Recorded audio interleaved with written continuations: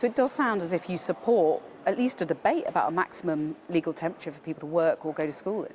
Well, look, we already have on legislation, through the Health and Safety Executive, a minimum temperature below which people shouldn't be working.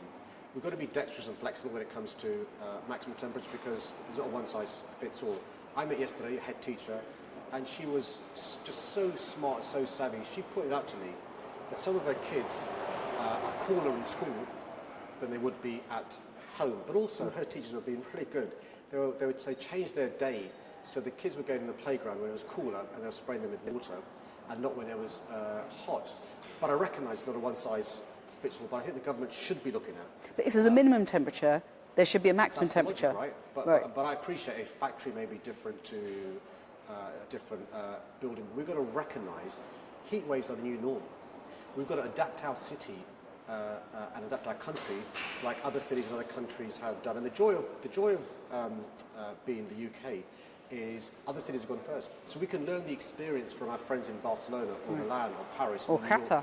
Or Qatar. What do they do when it comes to extreme and frequent Well, and it's too slow, isn't it? We've done a lot of work since 2022. We've made sure our fire service has got the right kit to deal with wildfires and flash flooding. Yeah, I've been looking at the snazzy car. We've made sure that there's the new trains have ordered are air conditioned from the Piccadilly line and the Docklands Light Railway. We've installed more than 100 fountains across London. We've worked with restaurants and other businesses, so there are 4,000 places people can refill their waters. We work with great councils and developers to make sure the new buildings are designed.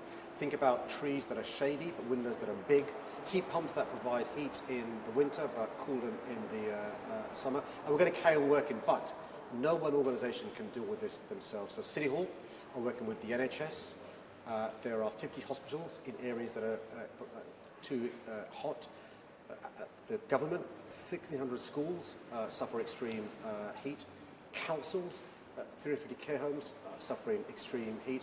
Businesses, charities, communities, and others. We're going to hold the ring and work with all of them to adapt our city to a situation where this is the new norm, I'm afraid. But I mean, it's very much work in progress, because many schools are not air conditioned. 60% of the tube lines are still not air conditioned. I mean, that's astonishing, isn't it? And we've gone from 0 in 2016 to 40%. Okay, now, but the Elizabeth line is air conditioned. Yeah, and it's beautiful. London Overground is air conditioned. Yeah. We have the most buses in Europe, they're air conditioned. Well, but you mentioned buses. We've got to make more progress. You've probably seen the social media video of the bus driver. I know your dad was a bus driver, sitting in his cab, and he measured a temperature of 36.6 degrees. Do you support a maximum legal temperature, as other countries have, so that if it reaches that temperature, people don't go to work, don't go to school? Do you support that?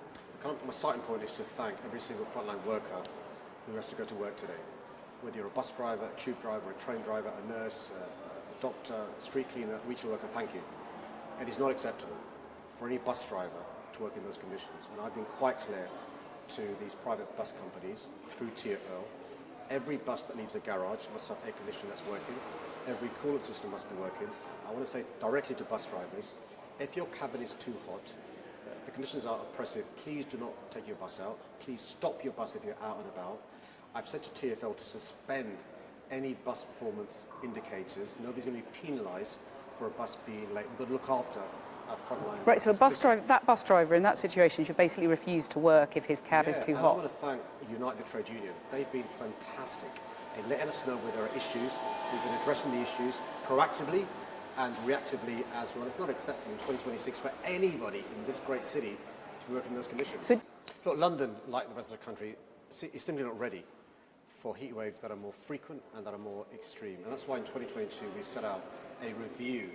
What more do we as a city need to do to make sure our city is ready for the consequences of climate change? And all of us need to adapt. The fire service now has got to deal with not just putting out fires, but flash flooding, wildfires in London. We've also got to make sure when it comes to buying new trains, they're air conditioned. When we buy new buses, they're air conditioned. When it comes to buildings, we've got to make sure they're fit for a purpose. We did some research.